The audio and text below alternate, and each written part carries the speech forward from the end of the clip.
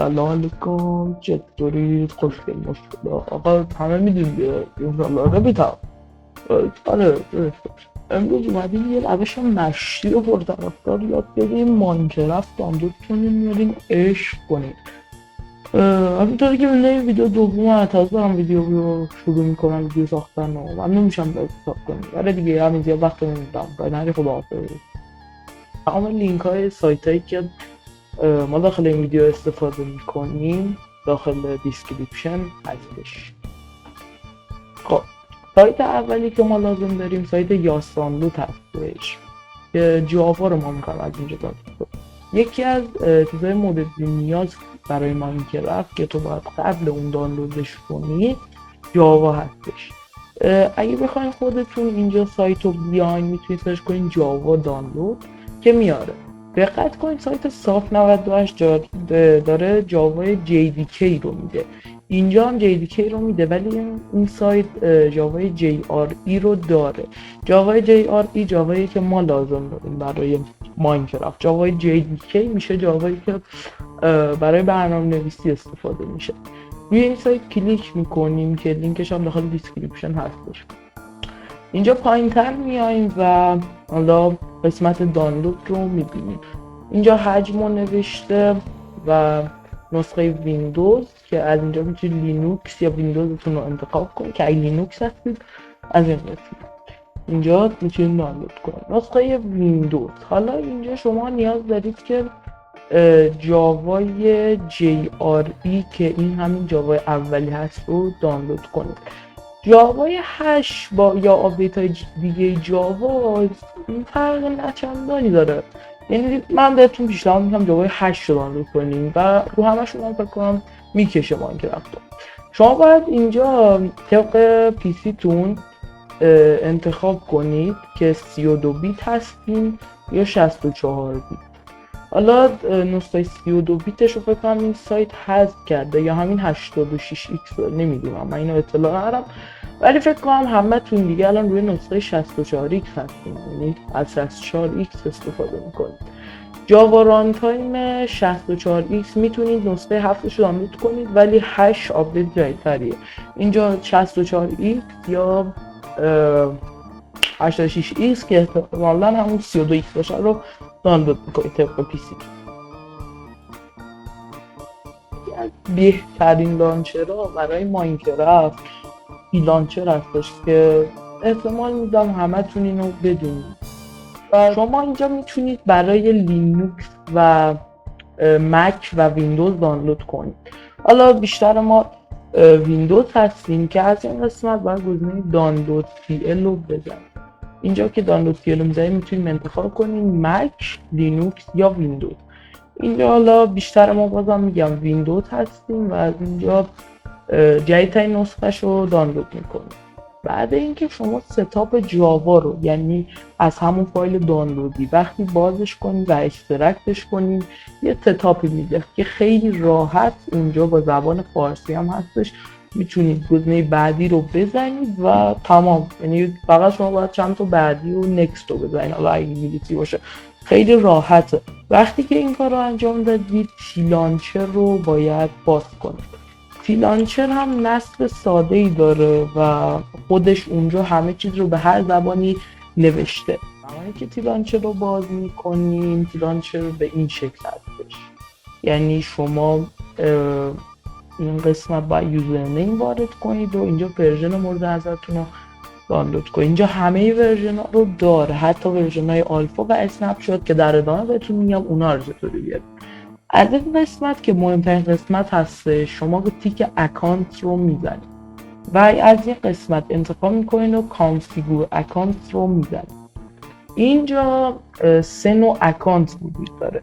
اکانت اولی اکانت لانچر هستش که داخل سایت خود لانچر شما میتونید اکانت بسازید و این اکانت تنها مزیتی که داره اینه که شما میتونید اسکین بذارید و تمام کسایی که از لانچر لانچر استفاده میکنن میتونن این اسکین رو ببینن که بعدم این پیشنهاد نمیشه چون سرورهای جدید پلاگین اسکین ست رو دارن و به راحتی میتونید هر اسکینی بخواید رو بذارید.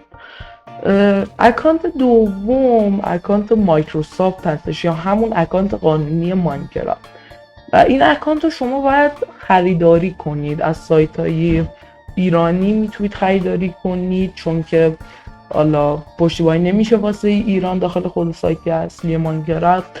که آره حالا من اسپانسری چیزی نیستش، یعنی سایت آنلاین کیز، نایرو شاپ، اینا سایت خوبی هستش، میتونید از اونجا خرید کنید، اکانت اورجینال و فول اکسس که از این قسمت میتونید لوگین کنید. اکانت بدون پسورد یا رمز عبور، این اکانت یکی از اکانت های کاملا کرک هستش که برای انجام این شما باید اینجا گزینه اد رو بزنید.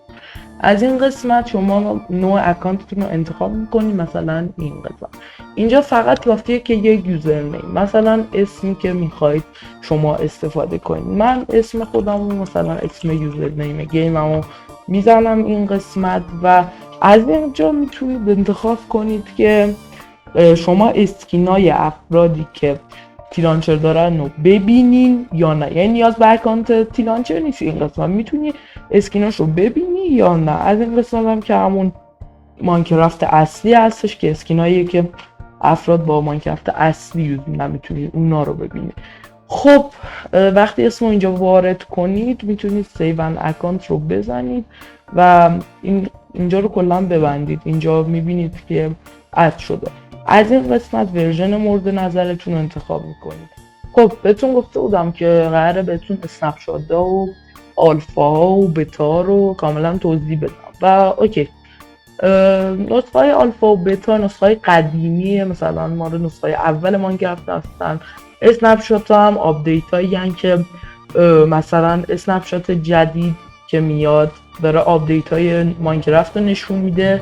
مثلا هر ورژن چند تا اسنپ شات داره، مثلا 1.21.5 شاید مثلا ما 1.21.6 داریم. بعد دارن اسنپ شات ها یعنی آپدیت های اون رو نشون میدن که قراره اینجا چی اضافه شه و اینا رو آخر جمع بندی میکنن و یه ورژن کامل به ما میدن.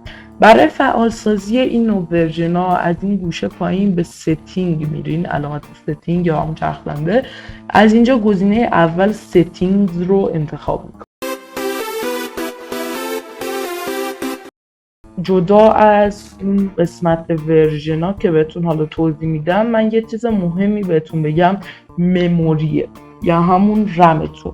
شما بر اساس مقدار رمی که دارید، مثلا من 16 گیگ دارم، یه مقدار حافظه رم رو باید به ماینکرافت بدم. مثلا اینجا به نظرم اگه 8 گیگ رم دارید حدود 4 گیگابایت یا همچین عددهایی رو بدید به ماینکرافت. اگه 16 گیگ دارید میتونید 6 گیگ یا بیشتر حتی بدید که آره اینجا خودش یه عددی گذاشته نسبت به رمتونه. این عددا مقدار رمی که دارید اینجا خودش عدد داره و اینو حتما تغییر بدید، چون ماینکرافت روی پرفورمنسش تاثیر میذاره این قسمت و هرچی بیشتر رم بدید نسبت به سیستمتون اف رو کم یا زیاد میکنه حتی. خب حالا بریم سراغ بحث اصلیمون، اسنپ شات، بتا، آلفا. دیگه قشنگ معلومه که اینجا شما میتونید اسنپ شات و بتا و آلفا رو روشن کنید. اگه اسنپ شات ها رو میخواید گزینه اول تیک اولی رو میزنید، اگه بتا رو میخواید تیک چهارمی و اگه آلفا رو میخواید تیک آخر. زمانی که اینا رو فعال کنید حتما یادتون باشه گزینه سیو رو اینجا بزنید و حالا شما اینجا تمام اسنپ شات ها، این اسنپ شات ها، اسنپ شات 22W24A یا هر چیزی رو شما میتونید داشته باشید. مثلا این اسنپ شات 25W14 که رفت ماین، اسنپ شات دروغ 13 بود که آره نسخه های آلفا، نسخه های بتا همش اینجا هستش. خب حالا من بخوام بهتون نشون بدم که ماینکرافت چطوری باز میشه. شما اولی که ورژن انتخاب کنید براتون نوشته اینستال رو بزنید. یه حجمی حدوداً 400 مگ 300 مگ بسته به ورژنتون هست ازتون میگیره و وقتی حالا چه اینجا مثلا اینتر دگیم، وقتی که گزینه اینتر دگیم رو میزنید اینجا براتون یه نواری میاد که ثبت میکنید و همون جوری که دیدید ماینکرافت رو براتون باز میکنه و میتونید به راحتی پلی بدید. برای فول اسکرین کردنش هم یا میتونید از این بالا استفاده کنید که این بالا کاملا فول اسکرین نمیکنه، یا هم دکمه F11 رو روی کیبوردتون بزنید.